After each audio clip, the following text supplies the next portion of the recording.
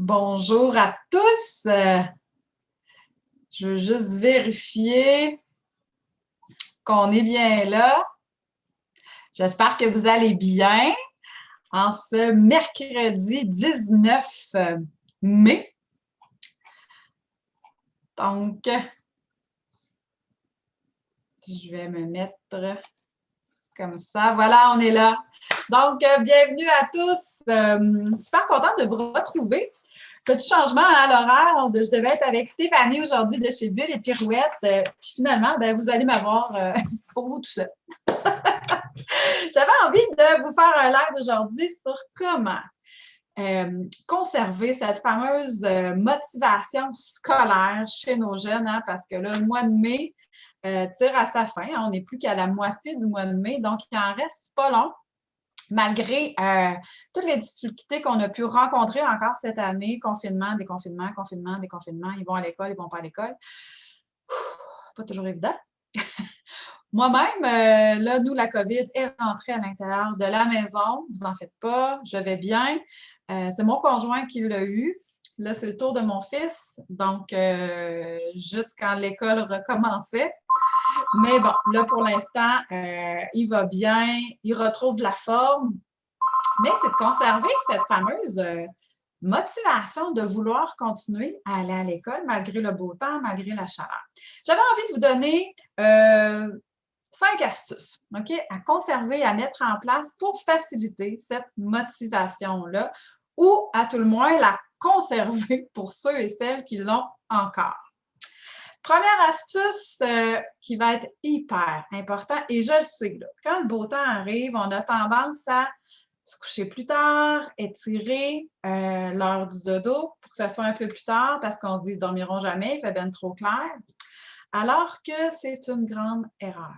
Vos enfants ont besoin de garder, de conserver cette routine à l'heure du dodo. Pourquoi? Parce que le sommeil est hyper important chez nos enfants. Et vous allez le voir, hein?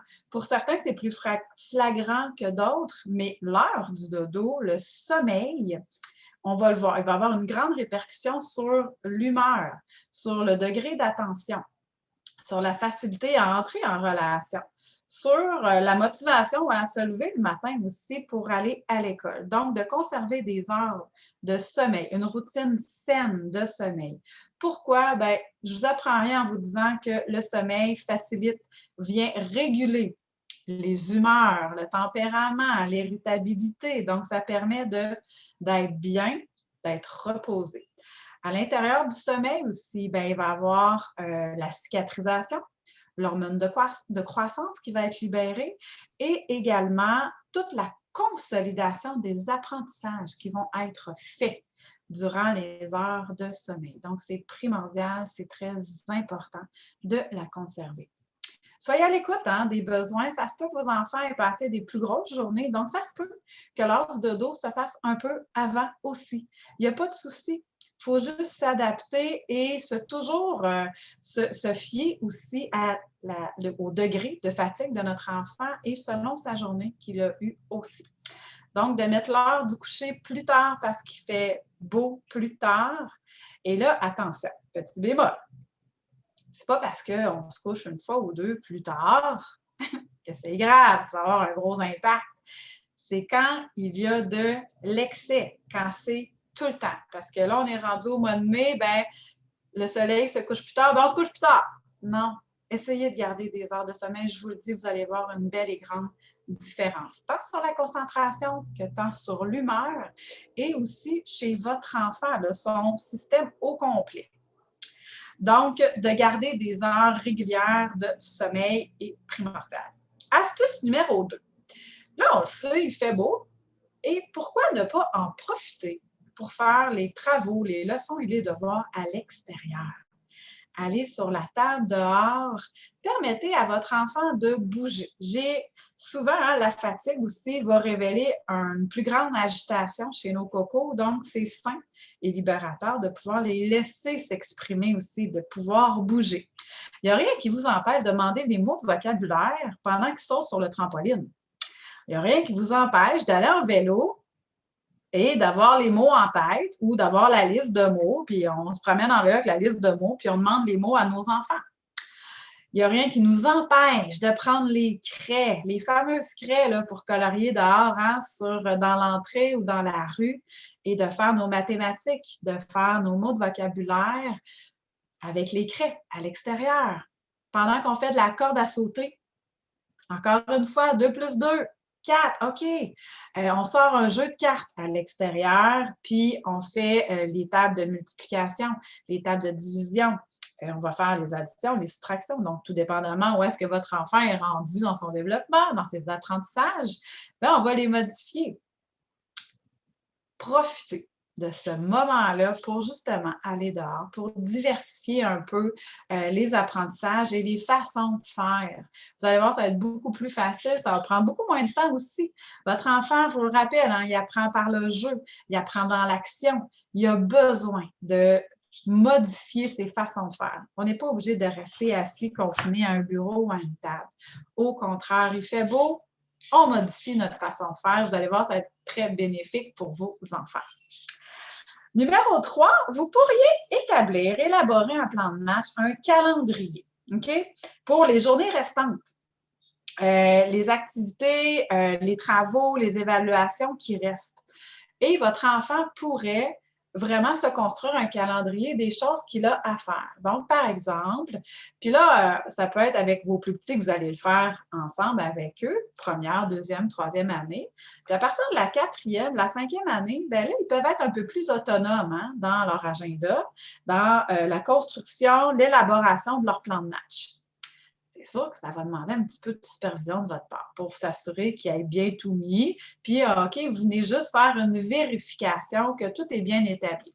Mais d'avoir un calendrier, c'est visuellement parlant et l'enfant peut vraiment le voir. Donc, OK, aujourd'hui, je dois faire, par exemple, réviser mes mathématiques. Je vais aller faire un peu de nettement, je vais aller faire un peu de mes tables de multiplication avec les cartes, on va faire ça ensemble. Donc, on va vraiment détailler sur un calendrier ou dans leur agenda ce qu'ils ont à faire et qu'est-ce qu'il reste à faire.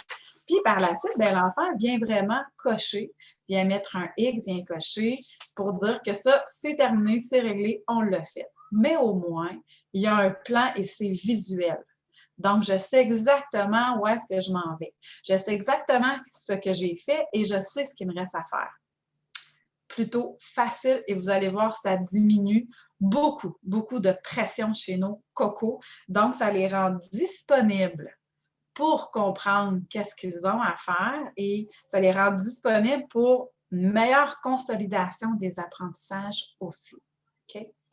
Je vous invite également là, à utiliser des objets pour permettre la diminution du stress et de l'anxiété, la diminution de la surcharge, les fameuses pressions qui peuvent se mettre ou qu'on peut leur transmettre sans qu'on le veuille hein, nécessairement. Il y en a qui ne se rendent pas compte non plus qu'ils mettent une pression énorme chez leur enfant. Donc, c'est de faire une auto-évaluation aussi de soi en tant que parent. Quelle sorte de pression je suis en train de lui mettre? Est-ce que je lui impose une certaine note? Est-ce que je lui impose une certaine performance? Est-ce que je lui impose un certain degré de rigidité et de contrôle à l'intérieur de la structure? Donc, ça aussi, c'est important de se regarder aussi en tant que parent, sachant que vous avez les meilleures intentions du monde. Toutefois, des fois, l'enfant, lui, le perçoit autrement, il se met une pression énorme qui fait en sorte qu'il se bloque dans ses apprentissages et ça lui nuit. Pour sa concentration, pour sa disponibilité à prendre de l'information qui va venir de son enseignant, des apprentissages qu'il est en train de faire. Donc, c'est important. Ayez des outils. Ça peut être la gomme. Ça peut être des mâchouilles. Il y a des mâchouilles qui se mettent au bout des crayons là, que l'enfant a besoin pour se concentrer, pour libérer les fameuses tensions. Donc, il répond à un besoin. On a plein de zones sensorielles hein, au niveau du corps. Je vous le rappelle, vous pouvez aller voir mes capsules sur ma chaîne YouTube. J'en donne plein. Mais au niveau de la bouche, c'est démontré là, que l'enfant en a besoin. Donc, des mâchouilles, de la gomme, de le mettre en mouvement, comme j'ai dit dans mon outil précédent, de le faire bouger, de le mettre en action. Vous allez voir que ça le rend disponible pour faire des apprentissages.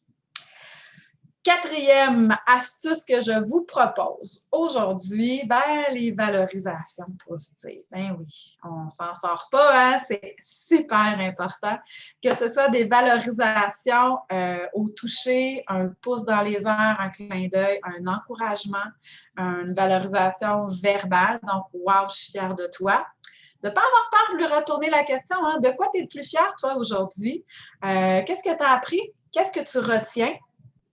Donc, ça aussi, ça aide vraiment beaucoup. Mais d'apprendre à notre enfant à vivre des réussites puis à les intégrer, hein, de les intégrer va faciliter, va l'inciter plutôt à vouloir continuer de collaborer et vouloir continuer d'en vivre des réussites. Donc, de lui retourner la question, c'est ça que ça lui permet de faire. De prendre le moment de faire « Regarde, tu vois, le déclic s'est fait là. Comment tu as fait pour comprendre ça? Qu'est-ce qui t'a amené à comprendre? Qu'est-ce qui a fait en sorte que tu as compris? Est-ce que c'est d'avoir écrit? Est-ce que c'est d'avoir manipulé des objets qui t'a permis de comprendre?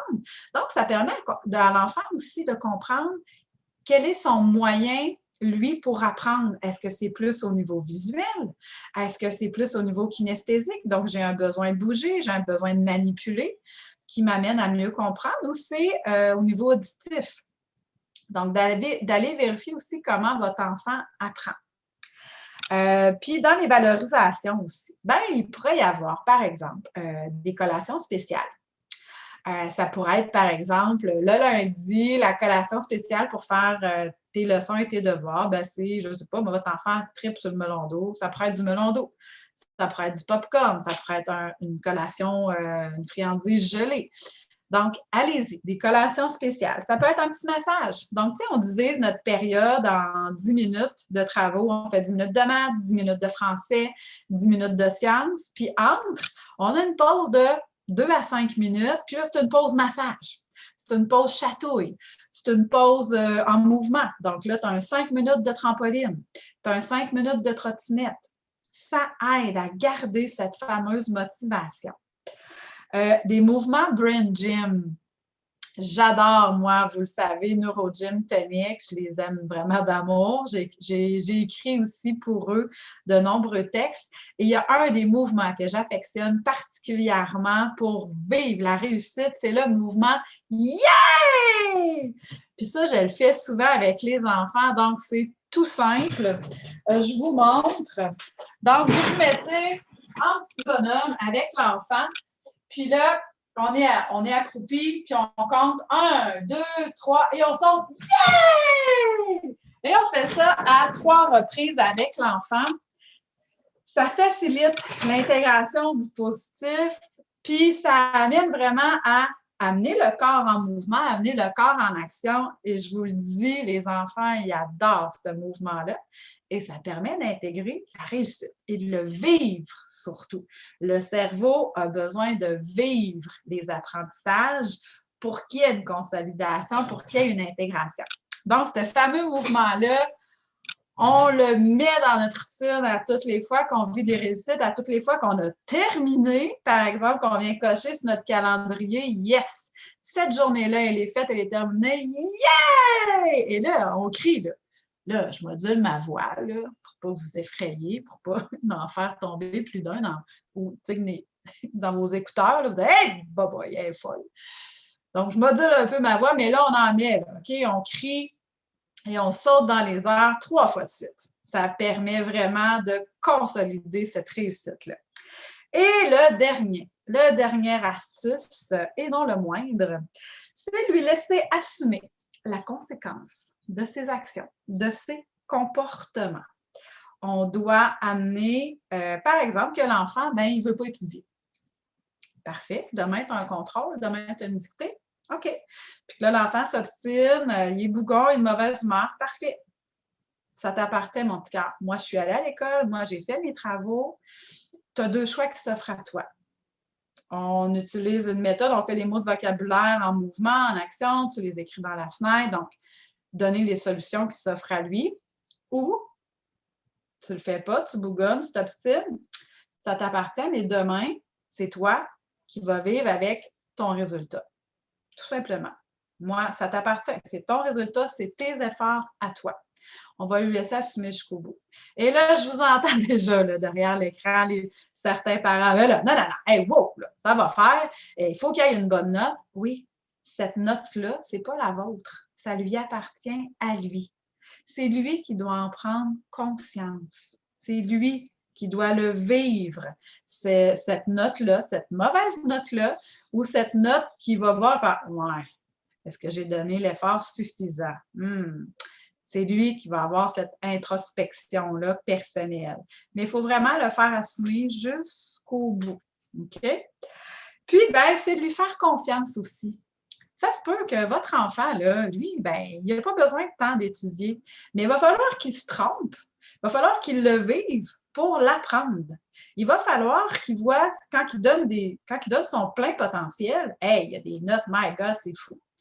Puis, quand il fait plus ou moins d'efforts, il y a des notes qui sont quand même correctes, mais que quand il en donne plus, mais ça, il faut qu'il le voie, il faut qu'il le vive, puis il faut qu'il s'en rende compte. Et des fois, ça prend un petit peu de temps. Ça prend un petit peu d'apprentissage, ça prend un petit peu d'erreur. Je me trompe, oh, je vois qu'est-ce qui se passe, puis on peut faire le comparatif entre les deux. Et ensuite, ben, on lui remet entre les mains. Je sais qu'on est rempli de bonnes intentions, de bons vouloirs, mais parfois, à trop vouloir, l'enfant, lui, il ne le vit pas. Donc, c'est votre vouloir à vous et non pas le sien.